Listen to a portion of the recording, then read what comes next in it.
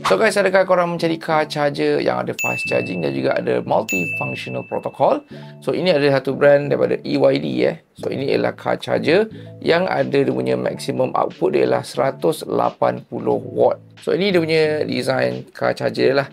So standard plug yang tu ada cucuk dekat korang punya kereta. So material overall aluminium plus ada sedikit plastik material. Lepas tu dia punya movement korang boleh gerakkan lah dalam 180 darjah lah. Dan antara kelebihan dia ialah ada built-in cable. So ada dua kabel, yang satu yang type C cable yang korang boleh tarik, nanti dia akan stay. Kalau nak masukkan semula, tarik sekali lagi untuk ada retract semula ke dalam. Dan satu lagi ialah kabel type C hybrid dengan sekali lightning lah. Kok korang masih lagi pakai iPhone 14 yang ke bawah. Kalau tak nak guna kabel built-in, dia pun ada built-in dua port, satu USB-C dan juga satu USB-A yang ada support fast charging. Dan satu kelebihan untuk yang charger ni ialah ada built-in RGB. Ni sekeliling ya, ni dia punya RGB light yang korang boleh on off. Dan satu lagi ialah ada macam projector light lah.